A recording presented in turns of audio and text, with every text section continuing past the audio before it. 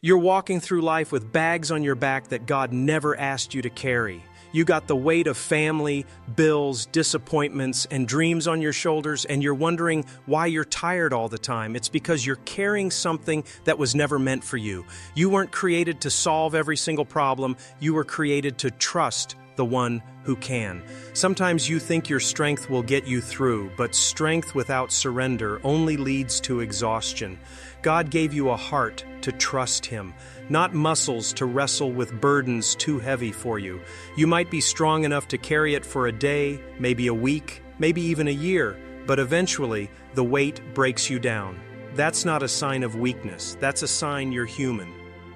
You can't keep pretending like you're in control when your control has limits. You can plan, but you can't guarantee. You can dream, but you can't dictate the outcome. That's why so many people break, because they keep carrying what was supposed to be placed in God's hands. Stress is a symptom of misplaced responsibility. Anxiety is evidence you're trying to handle what doesn't belong to you. When you finally admit you're not God, that's when freedom starts. There's nothing wrong with saying, "Lord, I can't fix this one." That's not defeat. That's wisdom.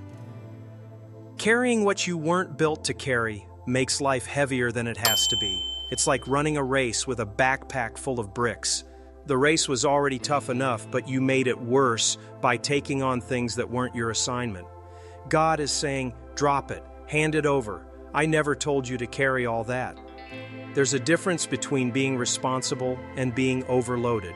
Responsibility means you do your part. Overload means you're trying to do everybody's part. There's a limit to what you can manage, and when you cross that limit, that's the space where God is supposed to step in.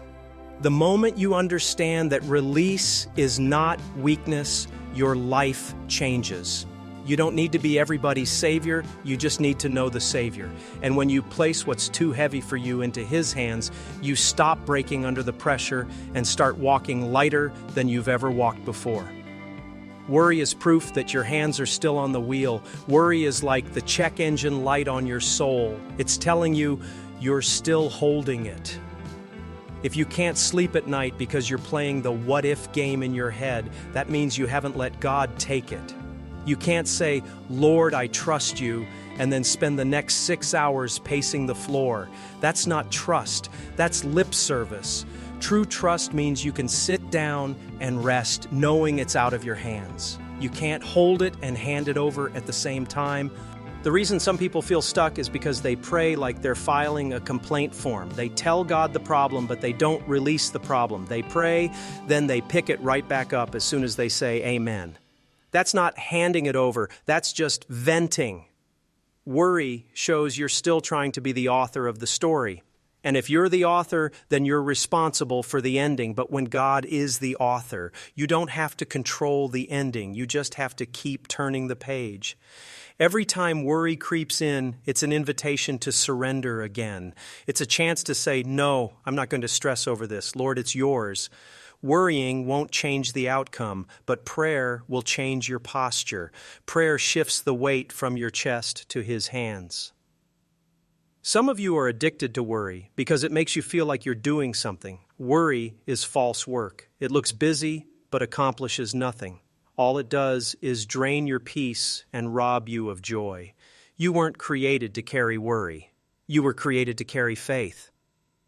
When you finally give it up, when you finally say, "I refuse to worry about what's not in my control," then your mind gets lighter, your heart gets freer, and you start to experience peace that don't even make sense to the world. You keep staring at that problem like it's too big for anything to fix.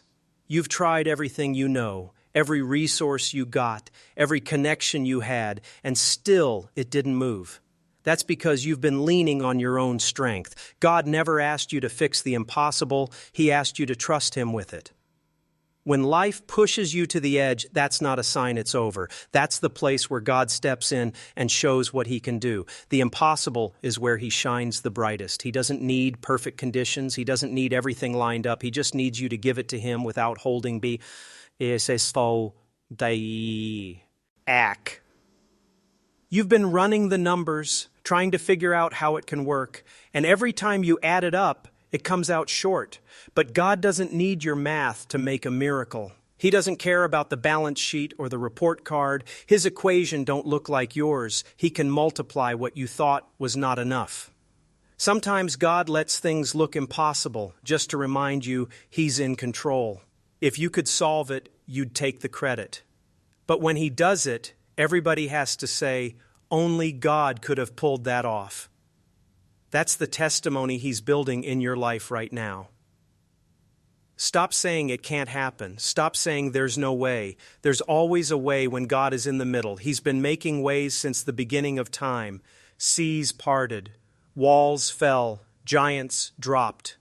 Impossible situations are just opportunities for God to show off His power. Every time you face something you can't fix, that's not the end of your story. It's the beginning of His. That's your cue to step back and let Him do what only He can do. Don't confuse your limits with His limits. Where you stop, He starts.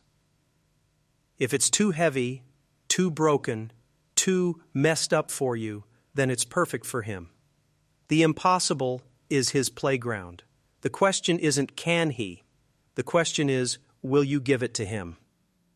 You're out here swinging at battles you were never meant to fight. You wake up in the morning already tired because you spent all your energy yesterday fighting fights that don't belong to you. And the crazy part is, you think you're being strong, but really you're being drained. Not every fight has your name on it. Some of the things you're facing aren't assignments, they're distractions. You're wasting your weapons on battles that don't move you forward. Every time you fight in your own strength, you're stealing energy from the place God actually called you to stand. The Word says the battle is the Lord's. That means you don't have to keep swinging. You don't have to prove yourself to everybody. You don't have to fix every argument, win every conflict, or clap back at every attack. When you let God fight, He wins in ways you never could. There's a reason you keep ending up tired, bitter, frustrated, because you've been using your strength in the wrong ring. If the fight is too big, if it's draining your joy, if it's pulling you off your purpose, that's a sign it's not your battle. Step back and let God handle it. The enemy knows if he can keep you distracted in battles that don't matter, you'll miss the ones that do. He'll send small fights just to keep you too tired to face the real one. But when you trust God, you learn to stand still and watch Him handle what you can't. Sometimes the strongest thing you can do is put your hands down. You don't have to fix every situation. You don't have to have the last word. You don't have to control the outcome. God is undefeated, and if you'll hand it over, He'll fight for you while you rest. The battle belongs to Him. All you have to do is show up in faith, hold your peace, and watch Him prove that He's still God in your life. One of the biggest reasons people burn out is because they try to control everything. You're stressing over things that aren't in your hands. You're losing sleep over things that only God can move.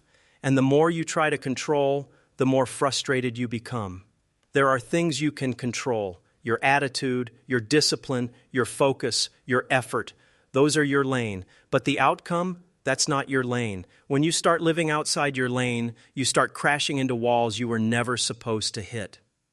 You can water the seed, but you can't make it grow. You can show up prepared, but you can't guarantee the opportunity. You can apply for the job, but you can't force them to pick you. At some point, you've got to stop gripping so hard and let God drive the results.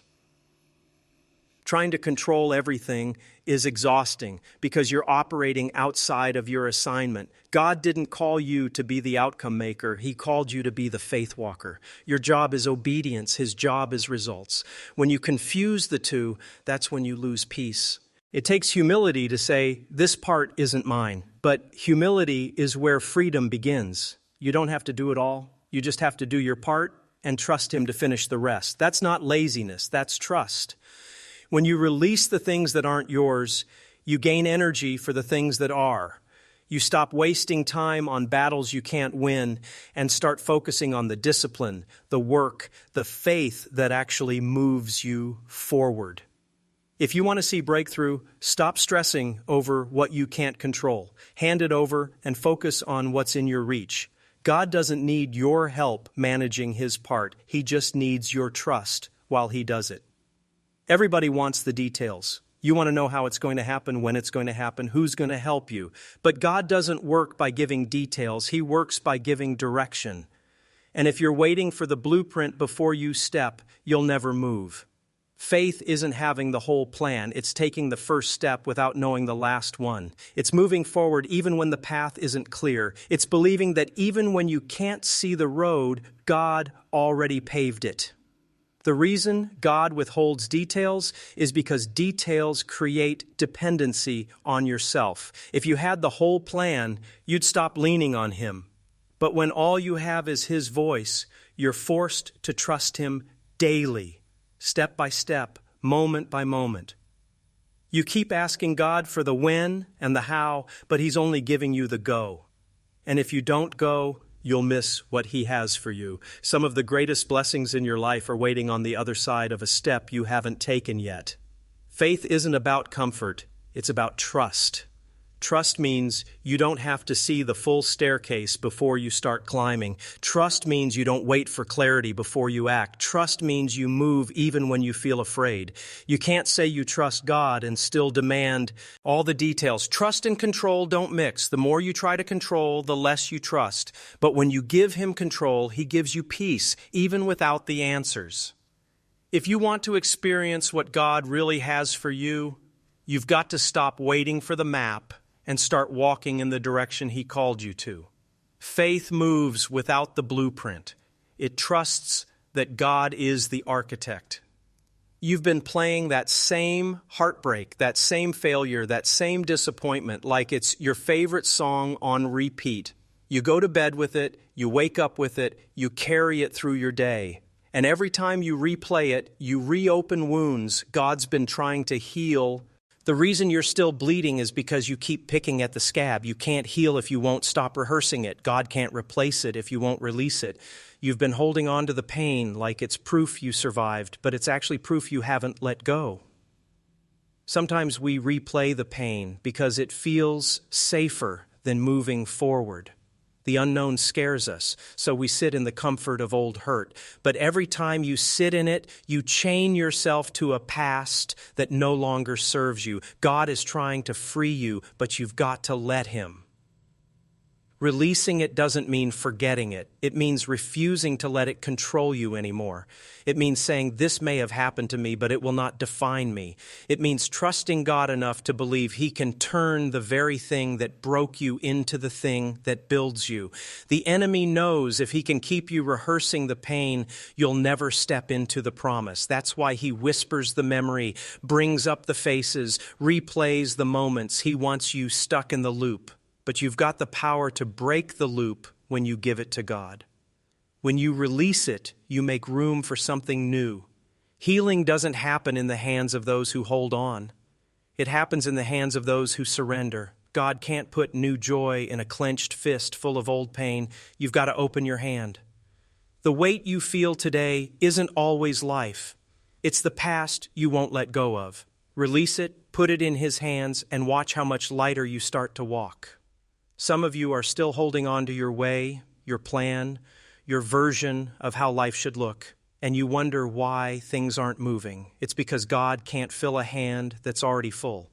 You've been gripping what feels safe, and in the process, you're blocking what's better. Breakthrough doesn't come when you're in control. Breakthrough comes when you let go. The tighter you hold, the longer the delay.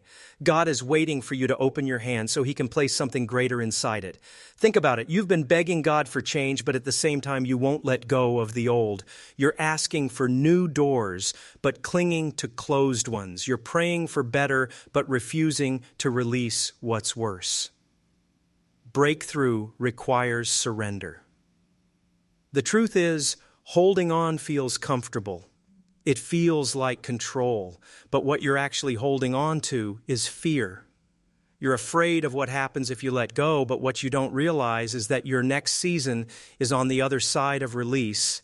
God isn't withholding blessings from you. He's waiting for you to make room. He's waiting for you to stop trying to be your own provider, your own savior, your own solution. As long as you keep clutching the old, you'll keep delaying the new. It's like trying to pour fresh water into a cup that's already full. It doesn't matter how much God wants to give you. It can't stay because you refuse to empty what's already there. Emptying hurts sometimes, but it's the only way to be filled. The more you let go, the quicker you'll see the breakthrough. Delay ends when surrender begins. You're panicking about the middle, but God already saw the ending. You're crying over the process, but God already planned the outcome. He's not worried like you are because He wrote the script before you ever walked on stage. Every twist, every turn, every setback, it's all part of the story He already finished. That's why nothing surprises Him. That closed door didn't shock Him. That betrayal didn't confuse Him. That detour didn't catch Him off guard. He already factored it in. The problem is, you only see the chapter you're in, and from where you're standing, it looks messy, it looks unfair, it looks uncertain, but the author sees the ending, he sees the victory, he sees the breakthrough, and he knows exactly how to get you there. When you panic in the middle, you're acting like the story ends here, but God is saying, keep reading, the pain is temporary, the problem is temporary, the setback is temporary, but my plan is eternal. If you could see what He already wrote, you wouldn't stress over the chapter you're in. You'd understand that what feels like failure is actually setup. What feels like loss is actually preparation. What feels like the end is actually the middle. You've got to trust the author. He didn't bring you this far to abandon the book halfway through. If He started writing you a story, He's going to finish it. The ending has already been signed in victory ink. Stop living like the middle is permanent. The author already sealed your ending, and He's too faithful to leave the story incomplete.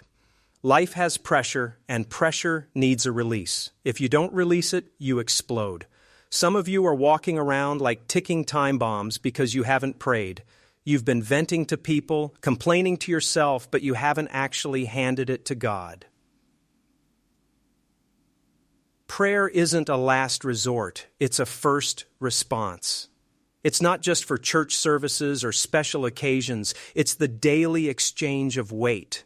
Every time you pray, you're saying, God, I can't handle this, but I know you can. That's why prayer brings peace, because the weight shifts off of you. You can talk to everybody else, but they can't carry it. You can share your problems with friends, but they've got their own load. You can cry on someone's shoulder, but they can't fix the situation. Only God can carry what's breaking you down. Some people think prayer is weakness, but prayer is strength. Prayer says, I'm smart enough to know I can't do this on my own. Prayer keeps you from drowning in situations that would otherwise pull you under. Prayer is more than words, it's surrender. It's the act of transferring what you've been gripping into hands that never fail. It's not just about asking for things, it's about laying down the things that are crushing you. When you stop praying, the pressure builds. When you start praying, the pressure releases. That's why some of you feel so heavy. You've been carrying instead of casting. You've been holding instead of handing it over. Every time you feel the weight rising, don't explode, pray. That's your release valve, that's your strength, that's your reminder that God is still in control. You prayed about it yesterday, but then you woke up today and picked it back up again. You said, Lord, it's yours, but then you went right back to worrying about it. That's not surrender, that's negotiation. You don't get to give it to God and then keep carrying it. Some of you keep snatching things back because you don't trust the timing. You think God is moving too slow, so you take matters into your own hands. But every time you take it back, you mess up what He's trying to do. His timing may not be your timing, but it's always the right time. When you hand it over, you've got to leave it there. Don't pick it back up when the anxiety kicks in. Don't grab it back when the waiting feels too long. Trust means trusting when it looks like nothing's happening. Every time you take it back, you're saying, God, I don't think you can handle this. That's not what you mean to say, but that's what your actions are shouting. If you truly believe He's in control, then leave it in His hands and step out of the way. Taking it back doesn't make you stronger. It makes you weaker. Because now you're carrying what was never yours, plus the stress of feeling like it's not moving. That double weight will crush your peace. The only way to experience freedom is to release it and refuse to take it back. Every time you're tempted to grab it again, remind yourself, no, this belongs to God. He's working while I'm waiting. Leave it in His hands because His hands don't drop what yours can't carry. We live in a world that hates waiting. We want everything fast, everything instant, everything now. But God's timing doesn't work like that. If you want to trust Him, you've got to be willing to wait without rushing, without panicking, without doubting. Patience isn't just sitting still. It's how you wait. Some people wait angry, wait complaining, wait frustrated. That's not trust. That's delay with attitude. Real trust says, even if it takes longer than I thought, I still believe it's coming. When you plant a seed, you don't dig it up every day to check on it. You water it, you wait, and you trust the process. That's how faith works. You plant in prayer, you water in obedience, and you trust God to bring the growth in His time. Sometimes God delays because He's developing you.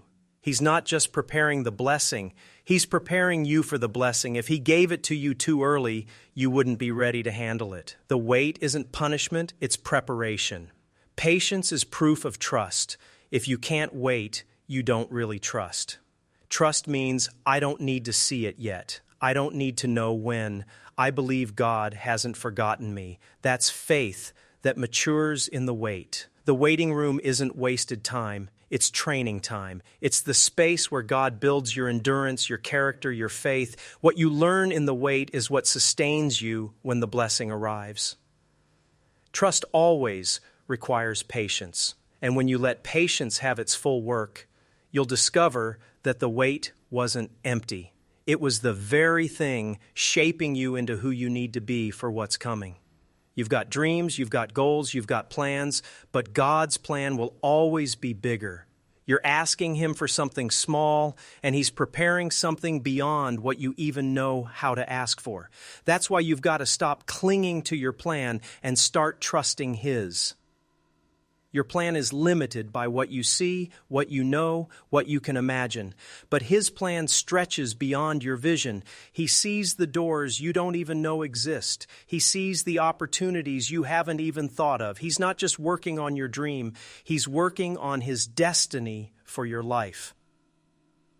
Sometimes God lets your plan fail so His plan can succeed. You thought it was rejection, but it was redirection. You thought it was a loss, but it was a setup. What you thought was the end of the road was just a detour into something greater.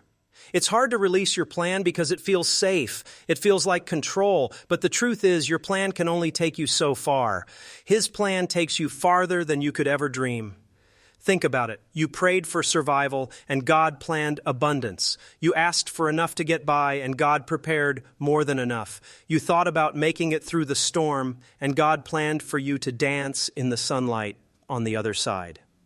When you realize His plan is bigger, you stop fighting to control everything and start resting in His sovereignty.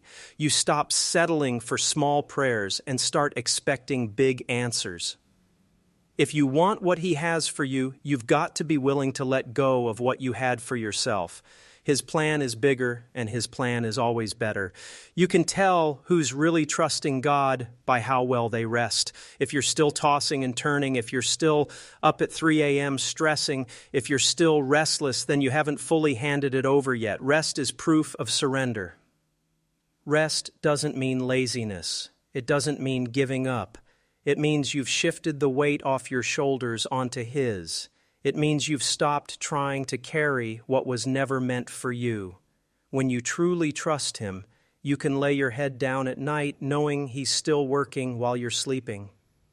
Sleep is holy when it comes from surrender.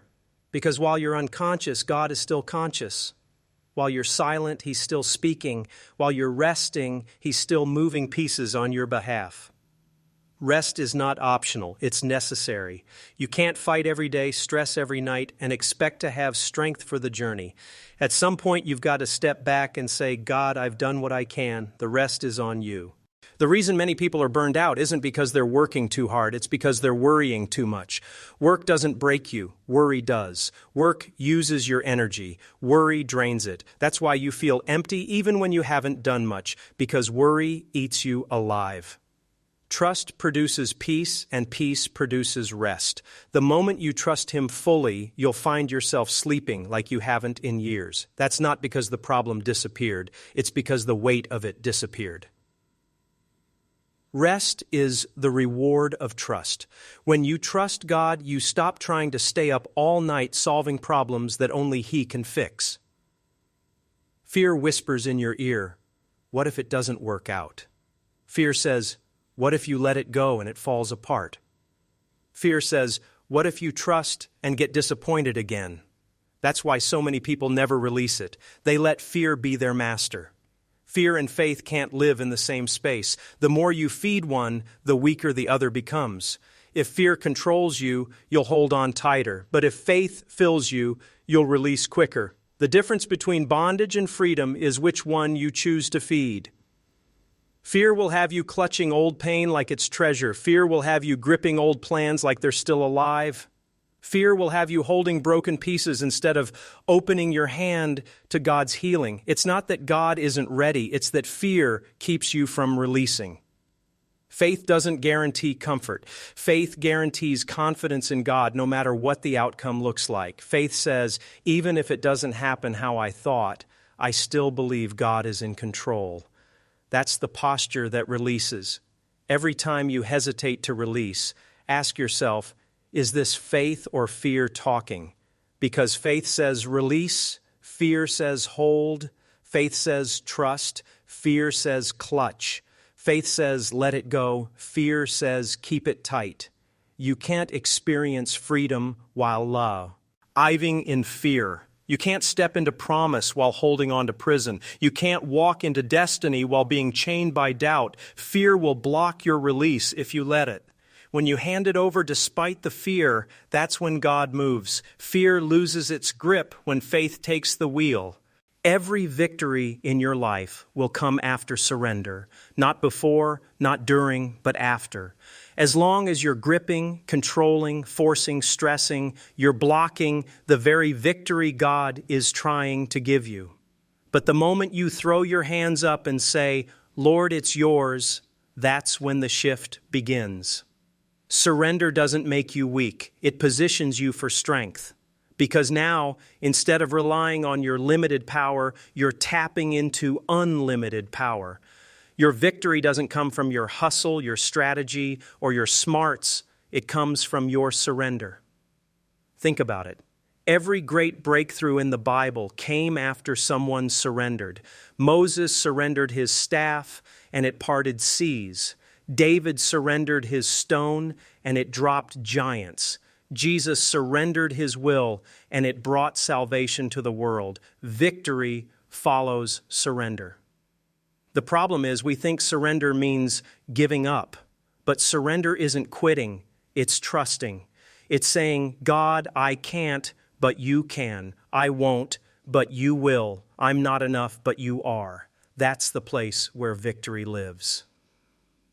You don't have to have it all figured out. You don't have to control every detail. You just have to surrender. And the moment you do, you invite God to fight for you. And He has never lost a battle. Victory doesn't show up when you prove how strong you are. Victory shows up when you prove how surrendered you are. It's not in the grip, it's in the release.